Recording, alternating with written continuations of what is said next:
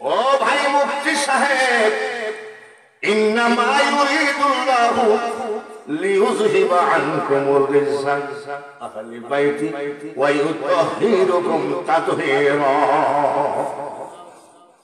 আল্লাহ তাআলা বলছে আমার হাবিবের ফ্যামিলি, আহলে বাইত মানে নবীর বংশ, আমার হাবিবের ফ্যামিলিকে আমি পবিত্র বানিয়ে দিতে চাই। নবীজি হযরত আলী, খাতুনে জান্নাত, ইমাম হাসান হুসাইন, কয়জন?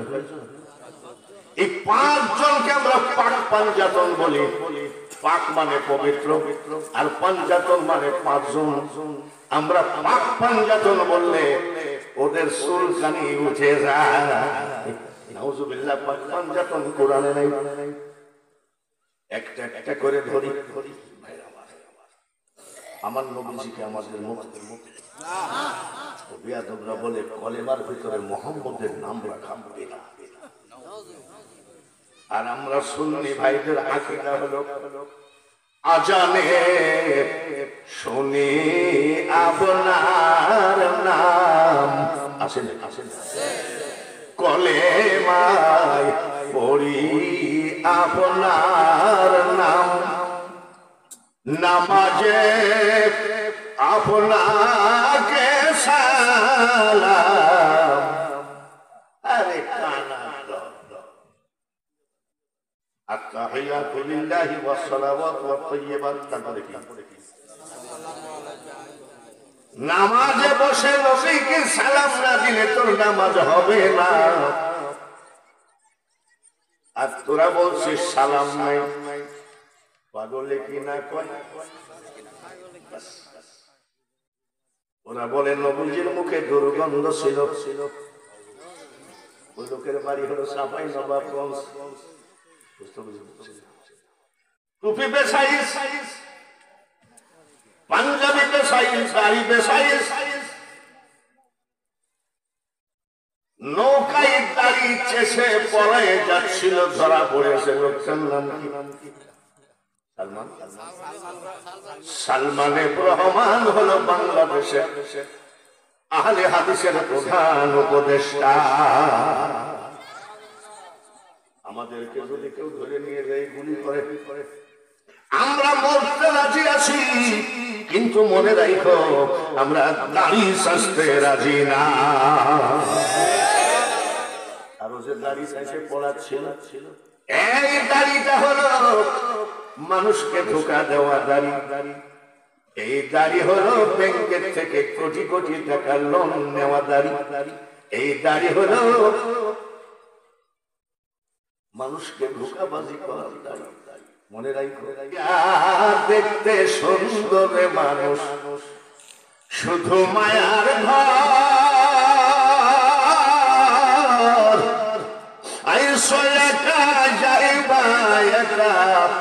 কিসের অহংকার রে বলো, কিসের অহংকার। ওরাই বলে নবীজির মুখে দুর্গন্ধ। ওরাই বলে নবীজির মার নাম কি? মা আমিনা খাতুন। গোসলখানা থেকে বের হলে নবীজির দাদি গোসলখানায় ঢুকে। নবীজির দাদি গোসল করে এসে নবীজির দাদাকে বলছে, কি আমাদের বৌমা তো বিধবা মানুষ এত দামি আতর ব্যবহার করবে কেন? পুরুষ খেয়াল করবে, পুরুষের চোখ বলে আমি আমাদের বৌমা যে আতর ব্যবহার করে, তুমি বুঝলা কি? নবীজির দাদি বলে, স্বামী গো, বৌমার গোসলখানায় ঢুকলাম, মনে হয় শুধু আতর ঢেলে রেখেছে। আচ্ছা ঠিক আছে, আমি দেখছি। দাদা আব্দুল মুতালিব মা আমিনাকে ডাকলেন, বৌমা দাঁড়াও, তুমি কুরাইশ বংশের বউ, একে তো আমার ছেলে মারা গেছে, তুমি বিধবা। খবরদার আমি বলে দিচ্ছি, শ্বশুর হিসাবে করো, আতর ব্যবহার করো না। মা আমিনা বলছে, আব্বা আমি না জীবনে কোনদিন শরীরে আতর টাচ করি নাই। তুমি ওইখানে দাঁড়ায় আসো, এখান থেকে আতরের ঘ্রাণ পাচ্ছি। কুরাইশ বংশের বউ হয়ে তুমি এত মিথ্যা কথা। মা আমিনা খাতুন বলছিলাম, আমি মিথ্যা বলি না, মিথ্যা জানি না। বলে আতরের ঘ্রাণ পাচ্ছি আমার। বলে তাহলে শোনেন, যেদিন আমার পেটে বাচ্চা প্রবেশ করেছে ওই দিন থেকে আমি কথাটা গোপন রাখি গো আব্বা। আমার বেডরুম, আমার ড্রয়িং রুম, আমার রান্নাঘর, আমার গোসলখানা, সব জায়গায় শুধু আতরের ঘ্রাণ টানো আব্বা গো।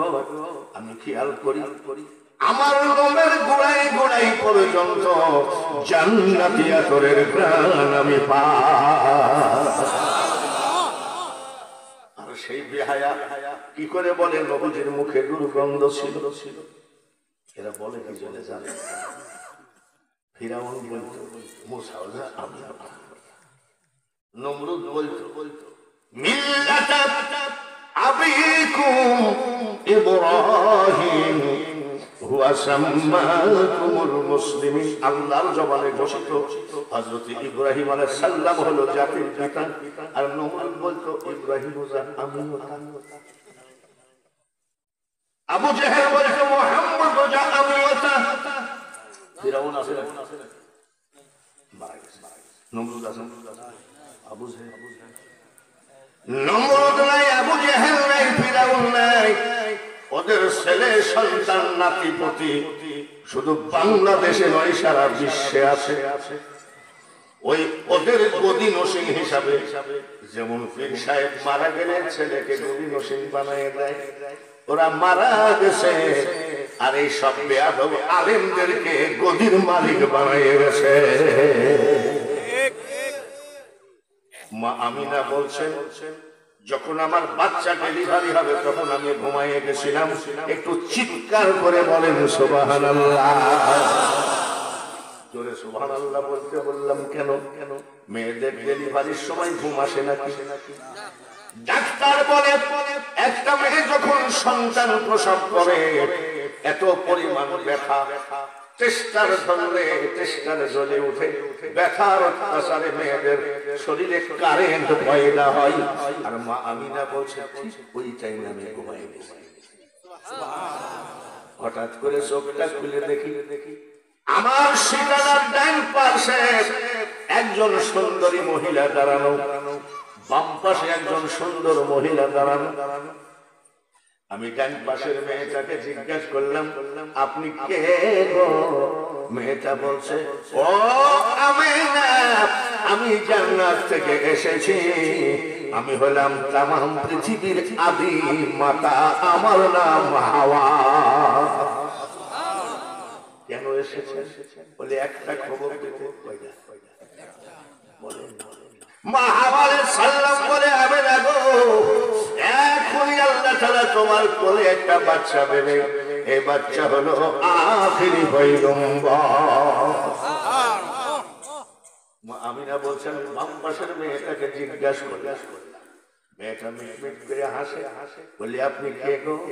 এই মেয়েটা বলে আমি হলাম পৃথিবীর এক অসহায় নারী। নিজেকে অসহায় বলছে। বলে অসহায় এই জন্য বলছি আল্লাহ তাআলা আমাকে সন্তান দিয়েছেন কিন্তু স্বামী দেন নাই। আপনি কেন আসছেন? মা মরিয়ম বলে আমি দুটো খবর দিতে এসেছি। মা হাওয়া কয়টা? আর মা মরিয়ম কি খবর? কিছুক্ষণের ভিতরে আল্লাহ তাআলা তোমার কোলে একটা বাচ্চা দেবে। ও আমিনা, এই বাচ্চা আখিরি পয়গম্বর। 2 নম্বর খবর গো আমিনা, তোমার বাচ্চাকে যে হৃদয় দিয়ে, মন দিয়ে, অন্তর দিয়ে, কলিজা দিয়ে ভালোবাসবে তার জন্য জাহান্নামের আগুন হারাম হয়ে যাবে। মানুষ বানাইছে আল্লাহ প্রেমের কারণে, প্রেমের ডোরি বান্ধ রে নবীজির শোনে, দেখে নবীর মুজিজা ভাগ্যবতী মা খাদিজা। মা আমিনা খাতুন বলছেন, আমি একটু হাঁটাহাঁটি করতে গেলে আমার পার নিচে পাথর পড়তো। আমি খেয়াল করেছি আমার পেটের বাচ্চার যে এত ইজ্জত, আমার বাচ্চার ইজ্জতে ওই পাথর তুলার মতো নরম হয়ে যেত। মা আমিনা বলছেন, আমি একটু হাঁটাহাঁটি করতাম, আসমানের নিচ দিয়ে আমার মাথার উপর দিয়ে হাজার হাজার পাখি উড়ে যেত। আমি আমিনা নিজে কানে শুনেছি, এক পাখি আর এক পাখিকে বলতেছে, পাখিরা রে, পৃথিবীর শ্রেষ্ঠ মা যার পেটে আছে আখেরি পয়গম্বর, খবরদার এই মা আমিনার মাথার উপর দিয়ে উড়ে যাওয়া বেয়াদবি। মা আমিনা বলছে, আমার ছেলে খাতনা দেওয়া অবস্থায় এসেছে। সুবহানাল্লাহ। খাতনা মানে কি? মুসলমানি করা। আচ্ছা, মুসলমানি যে দিয়ে দেয় তাকে কি বলে? আমাদের দেশে হাজাম, খলিফা, হাজামও বলে। তামাম পৃথিবীর মানুষের ইজ্জত হাজাম বা খলিফা দেখতে পারবে রে, আমার হাবিবের ইজ্জত কোন হাজাম বা খলিফা দেখতে পাবে না।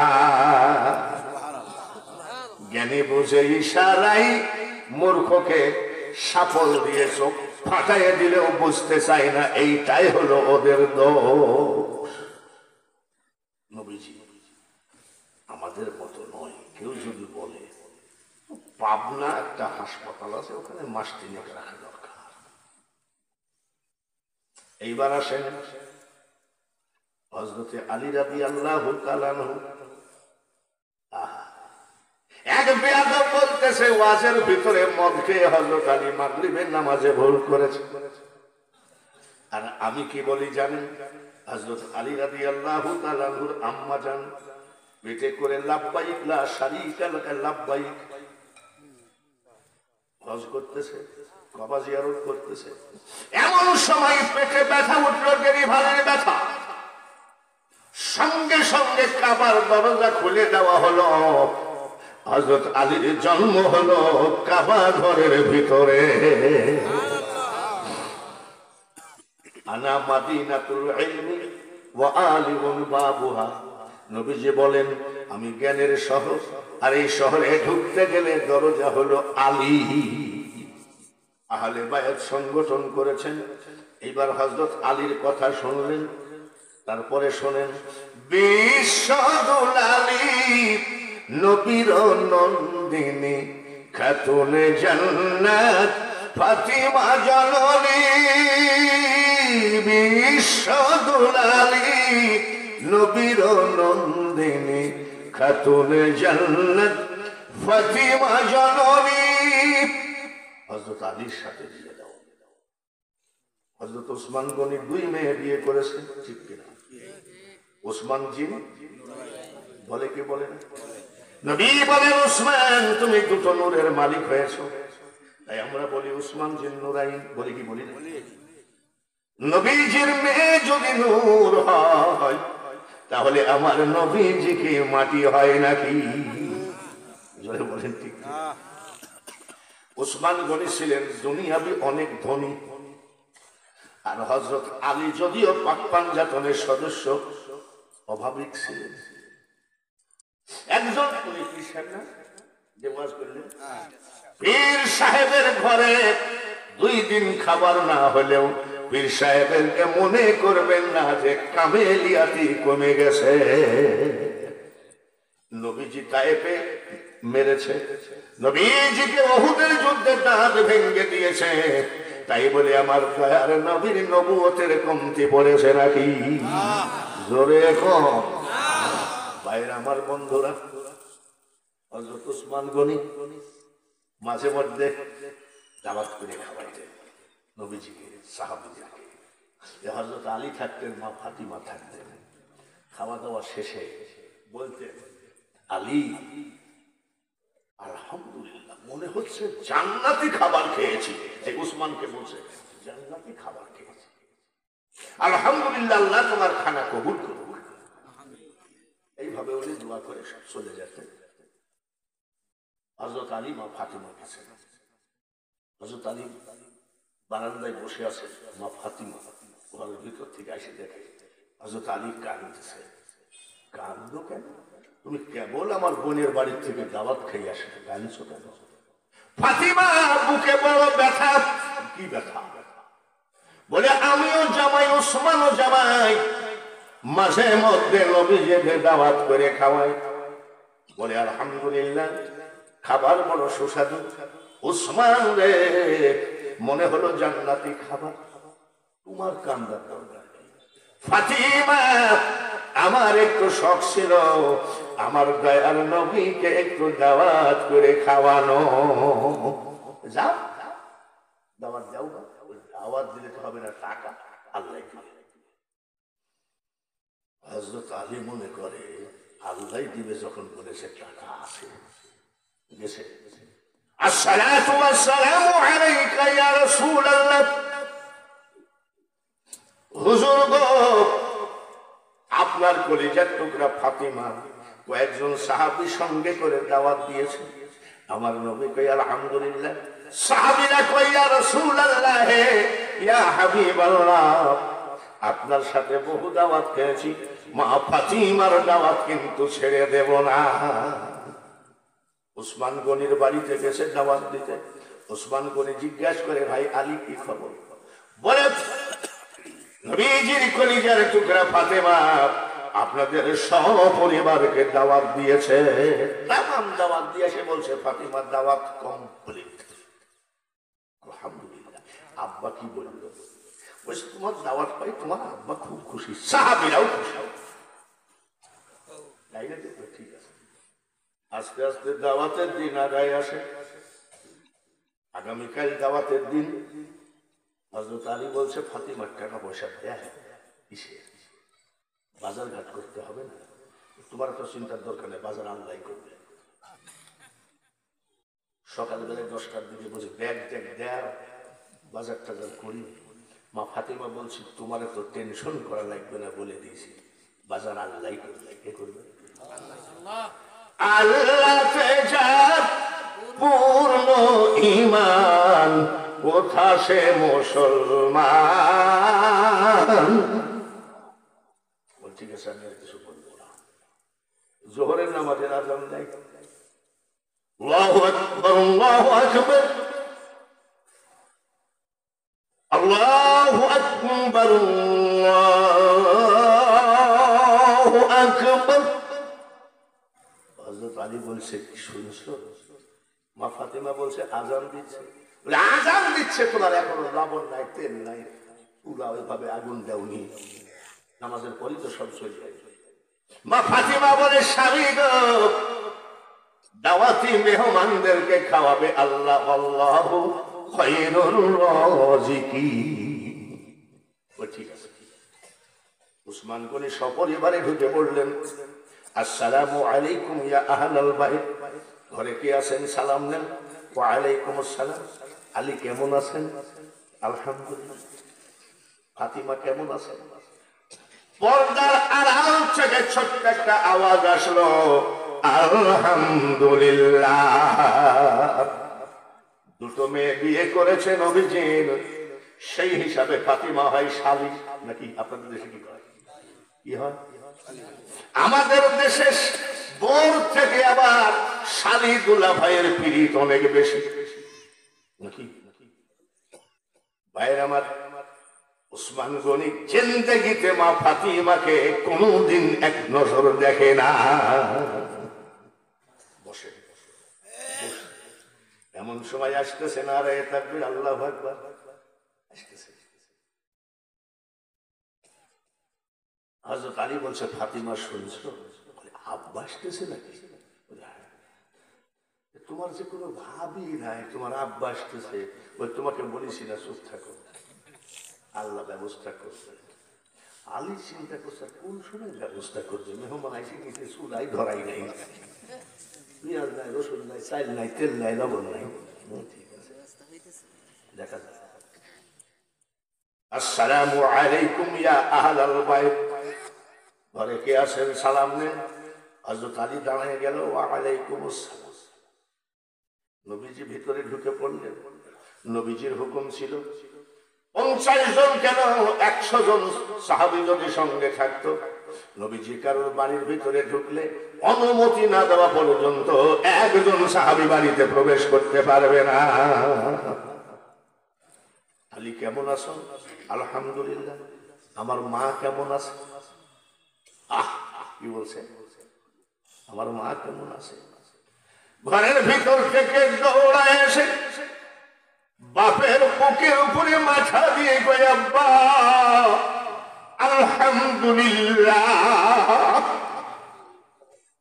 বলে, মা ভালো আছিস তাহলে কান্দিস কেন রে মা? মা ফাতিমা বলছে, আপনি আল্লাহর হাবিব, আমার আল্লাহর দোস্ত আমার বাড়িতে হাজির হয়েছে। আব্বা গো, খোদার কসম আমি ওই আনন্দে কেন্দ্রে দিয়েছি। নবীজি বলেন, মা খাওয়া দাওয়ার ব্যবস্থা কি? বলে, আব্বা বসেন। সাহাবায়ে কেরাম নিয়ে বসে কোরআন হাদিসের তাকরীর করতেছেন নবীজি। মা ফাতিমা বলছে, স্বামী গো, আজ আমার ঘর নূরে নূরান্বিত হয়ে গেছে। হযরত আলী বসে খালি নূর নিয়েই থাকে, খাবার টাবার দেওয়া লাগবে না। বসো। পাতিল পরিষ্কার করতেছেন, বিসমিল্লাহির রাহমানির রাহিম। পাতিল পরিষ্কার করতে, চুলার উপরে পাতিল বসায় দিলেন। বিসমিল্লাহির রাহমানির রাহিম। চুলায় পানি দিলেন, বিসমিল্লাহির রহমানির রহিম। চুলায় আগুন দিচ্ছেন, বিসমিল্লাহির রহমানির রহিম। ঢাকনি দিয়ে অর্ধেক ঢেকে রেখেছেন, অর্ধেক ডাক দিয়ে বলে, স্বামী আপনি এই জায়গায় বসেন, আমি আসতেছি। আলী বলতেছে, তোমার পাগলামি আর কত দেখো। আচ্ছা ঠিক আছে, ঠিক আছে। ঘরের জানালা দরজা বন্ধ। মা গো, পর্দার আলে মা বোনের কান্না খাড়া করে শোনেন। ঘরের জানলা দরজা বন্ধ করে দিয়ে যাই নামাজে বিছায়ে 2 রাকাত নামাজ পড়েছেন, তাহিয়াতুল ওযু। 2 রাকাত নামাজ পড়েছেন, শুকরিয়া আদায়। তোমার হাবিব আমার ঘরে, শুকরিয়া নামাজ। আর 2 রাকাত নামাজ পড়েছেন আমার মাওলাকে খুশি করার জন্য। 6 রাকাত নামাজ পড়ে হাত তুলে বলছে, আহা, কখনো তোমারে যদি ভুলি, হৃদয়ে আলো জেলে মাবুদ নিও কোলে তুলি। ঠাই দিও মাওলা, ওগো দয়াবান, তুমি মেহেরবান, তুমি মেহেরবান। মুনাজাত করেন। আপনাদের দেশে মুনাজাত উঠে যায়নি তো? আমার এলাকায় মুনাজাতের কপাল ফুরিয়ে আসতেছে। মুনাজাত নাই, দুরূদ নাই, সালাম নাই, কবর জিয়ারত নাই, শবে বরাত নাই। মানুষ মারা গেলে পাশে বসে কোরআন শরীফ পড়া সব শেষ করে দিচ্ছে। মা ফাতিমা ডাক দিয়ে কয়,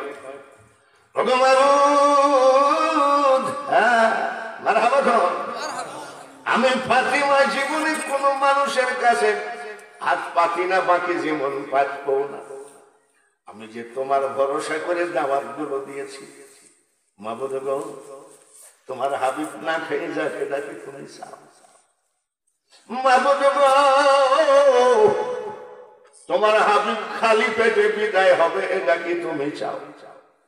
আমার হাসান হুসাইনের বাবা রাস্তায় হাঁটলে মুখ নিচু হয়ে যাবে, এটা কি চাও? আমার ধনী ভগ্নিপতি ধনী দুলা ভাই উসমান গনি যদি বলে ফকিন্নি পারে না দাওয়াত দেয় কেন, আমার কাছে চায় নাই কেন? ওসমান গনি তো দূরের কথা বাবু, আমি ছেঁড়া কাপড় পরে ঘরের মধ্যে কাটাইছি, কোনদিন আমার স্বামীর কাছে আমি দাবি করি নাই আমার কাপড় নাই। আমি একজনের কাছে হাত পাতি, সেটা তুমি, সেটা আমরা তোমার দ্বারে ভিখারি গো মাওলা, তোমার দ্বারের ভিখারি,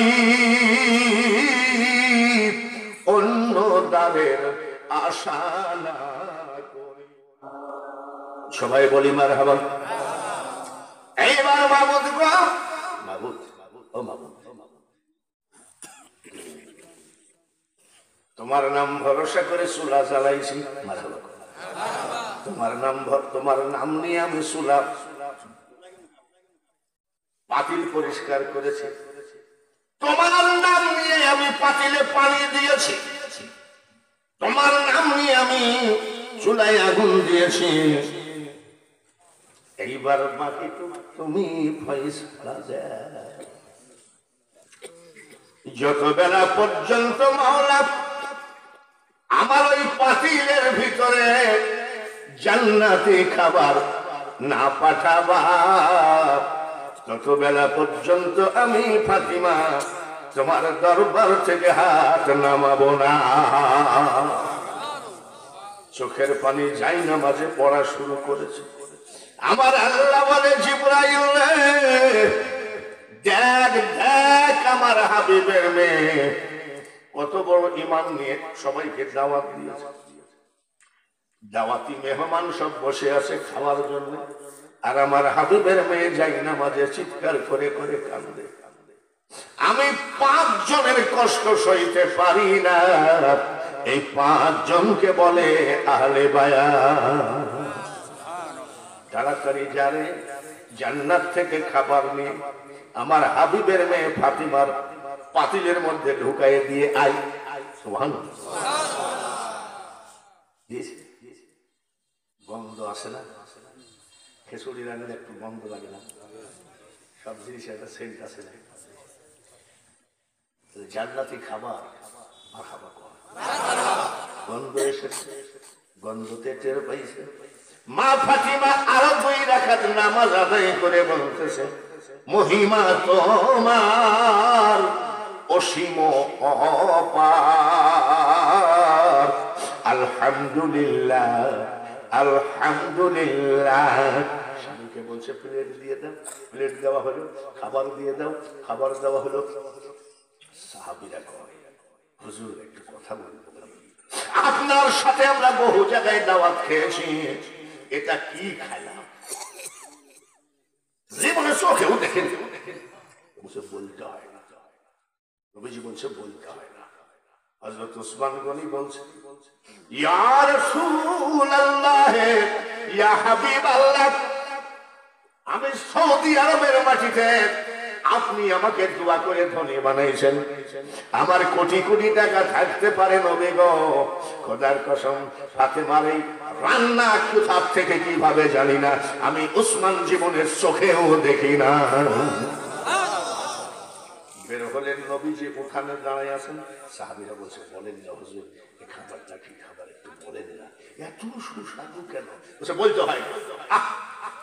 এবার মা ফাতিমা জানলা খোলা, জানলা দিয়ে এইভাবে ঘরের ভিতরে বসে কাঁদতেছে, চোখের পানি বেয়ে বেয়ে পড়ছে।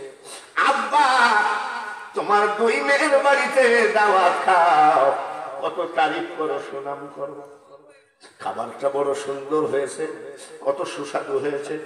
আজ দেখব আব্বা তুমি এই গরিব ফাতেমার বাড়িতে খেয়ে কি বলো, চোখের পানি ঝরছে ভিতরে, ঘরের ভিতরে।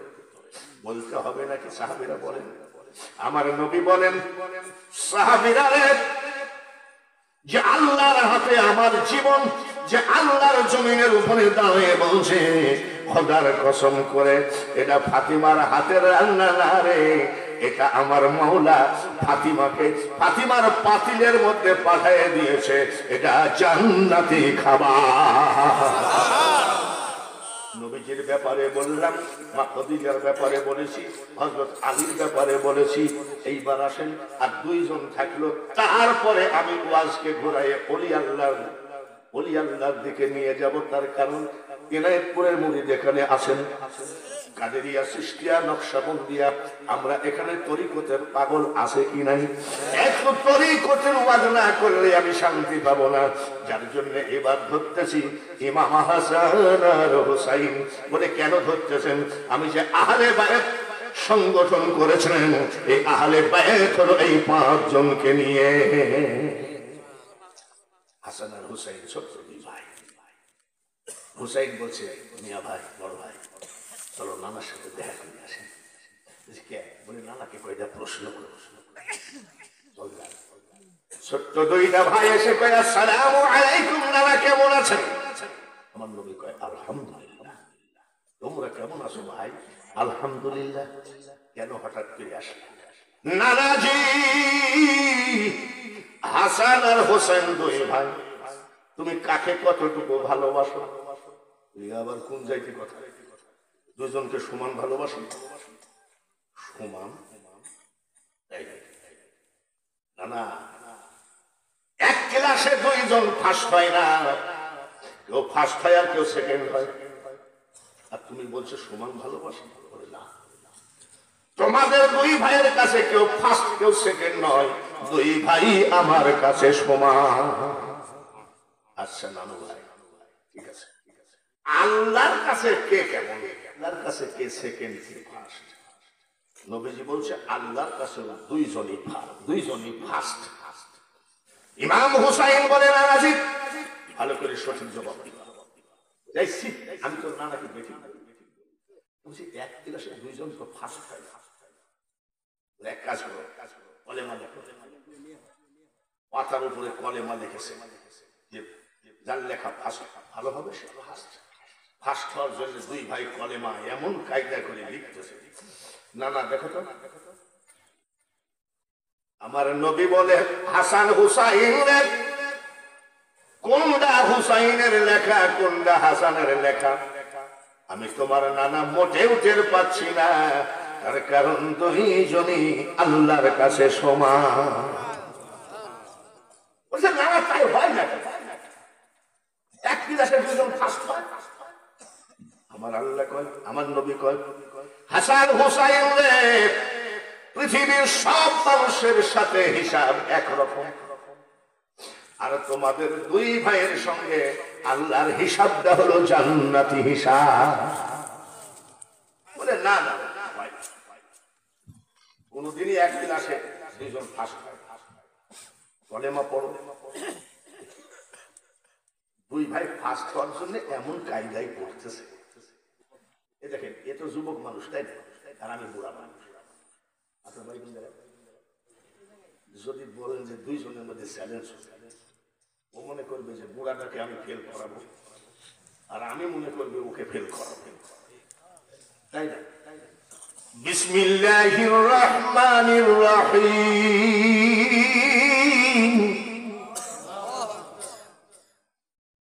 ইয়া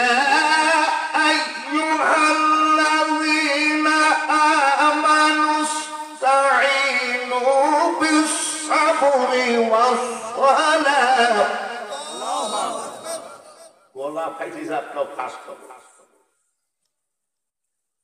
ইন্নাল্লাহা মা'আস সাবিরিন। দুই ভাই ফার্স্ট হওয়ার জন্য কায়দা করে কলেমা পড়তেছে। নানু ভাই বলো, কার কলেমা পড়া সুন্দর, কে ফার্স্ট? আমার নবী বলে, হাসান হুসাইন রে, কোনটা হুসাইনের গলা, কোনটা হাসানের গলা আমি মোটেও টের পেলাম না। এতে মনে হয় দুই ভাই আমার মওলার কাছে সমান। আমি শুধু আহলে বায়াতটা মিলাই দিচ্ছি। বলছে না না,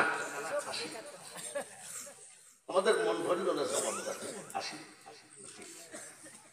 আমার আল্লাহ বলে, জিবরাইল, আহলে বায়াত কাকে বলে দেখ কানার দল। আমার আল্লাহ বলে, জিবরাইল রে, ও জিবরাইল, দুই নাতিকে নিয়ে আমার হাবিব আজ বড় সমস্যা। ওদের প্রশ্নের জবাবটা সঠিকভাবে ওদের মন মতো হচ্ছে না। আমি আল্লাহ বলছি জান্নাত থেকে একটা লাঠি নিয়ে যাও, এই জান্নাতি লাঠিটা আমার হাবিবকে দাও। আমার হাবিব দুই নাতিকে মাপুক, এক চুল যে বড় হবে সে হবে ফার্স্ট, আর এক চুল যে ছোট হবে সে হবে সেকেন্ড।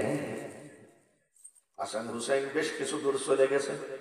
জিবরাইল ফেরেশতা এসে কয়, আসসালামু আলাইকা ইয়া রাহমাতাল লিল আলামিন, দয়ার নবী গো, এটা জান্নাতি লাঠি, এটা দিয়ে মাপেন।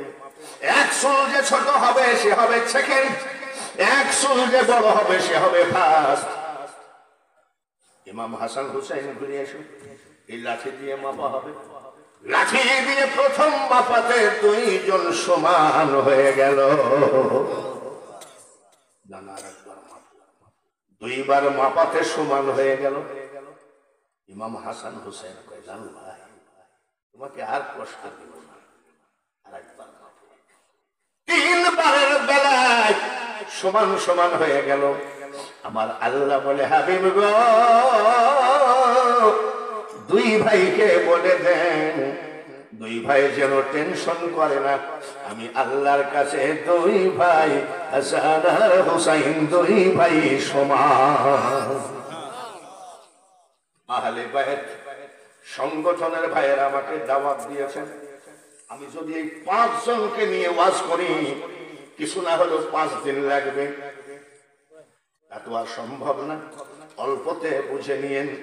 এই 5 জন হলো পাক এবং পবিত্র। জোরে বলেন মারহাবা।